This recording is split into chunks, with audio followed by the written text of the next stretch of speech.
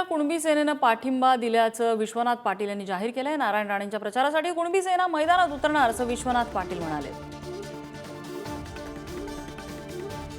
या संदर्भात त्यांच्याशी बातचीत केली आमचे प्रतिनिधी राजन चव्हाण यांनी।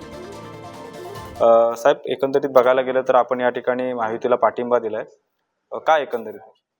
मी सातत्याने गेले 25 वर्षभर इथं येत राहिलो आणि आल्यानंतर इथला कष्टकरी वर्ग आहे, जो शेतकरी वर्ग आहे, तो एका झेंड्याखाली आणण्याचा मी प्रयत्न केलेला आहे।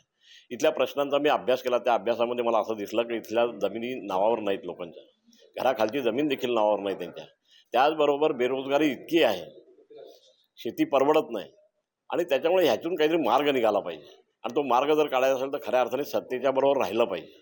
नकारात्मक भूमिका घेऊन वारंवार राजकारणामध्ये राहणं ही गोष्ट परवडणारी नाही। 25 वर्ष आम्ही संघर्ष केलेला आहे आणि त्या संघर्षाला म्हणावं तसं यश मिळालेलं नाही आणि हे यश जर आता मिळवायचं असेल तर आज आम्ही अटी शर्तीवर जो काही पाठिंबा दिलेला आहे तो शेतकरी वर्गाच्या, बेरोजगार लोकांच्या हिताचा आहे, कष्टकरी वर्गाच्या हिताचा आहे आणि हे हित करण्याच्या दृष्टिकोनातून भारतीय जनता पक्षाचं सरकार केंद्रामध्ये आज मोदींच्या नेतृत्वाखाली अत्यंत सक्षमपणे काम करीत आहे। तसंच राज्यात देखील अशा पद्धतीचं शेतकऱ्यांना गृहीत धरून काम झालं पाहिजे ही आमची भूमिका आहे। पाहायला गेलं तर रायगडमध्ये अनंत गीतेंना कुणबी समाजाने या ठिकाणी पाठिंबा दिलेला दिसतोय। रत्नागिरीत एकंदरीत काय परिस्थिती आहे? रत्नागिरीत राणेसाहेबांनी अत्यंत समन्वयाची भूमिका घेतलेली आहे। मध्यंतरी जो मराठा आणि कुणबी आरक्षणाचा मुद्दा जो निघाला, एवढ्या वादग्रस्त मुद्द्यांमध्ये त्यांनी ज्या पद्धतीने समन्वयाची भूमिका ठेवली त्याबद्दल त्यांच्याबद्दल लोकांना सहानुभूती आहे, एक मुद्दा। दुसरा मुद्दा असा की ज्यावेळेला मी रेल रोको आणि रस्ता रोको केला, ज्यावेळेला 1 लाख ते 1.5 लाख माणसं रस्त्यामध्ये आपण उतरवली काही वर्षापूर्वी, त्यावेळेला ते महसूल मंत्री असताना त्यांनी बेदखल कुळांच्या प्रश्नाच्या संबंधामध्ये अतिशय सकारात्मक भूमिका बजावलेली आहे आणि त्यामुळे त्यांना प्रचंड बहुमत मताने निवडून आणणं हे कुणबी सेना म्हणून आम्ही आमचं कर्तव्य समजतो।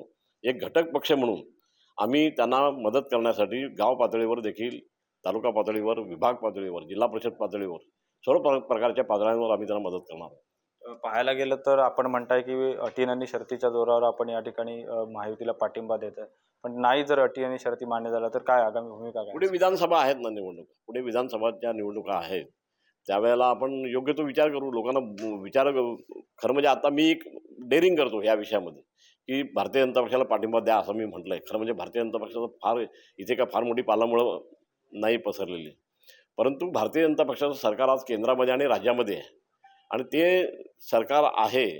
खरं म्हणजे मी BJPचा फाउंडर मेंबर होतो। मी 25 वर्ष त्या ठिकाणी काम केलेलं आहे। अनेक नेत्यांच्यावर माझे अत्यंत जवळकीचे संबंध आहेत।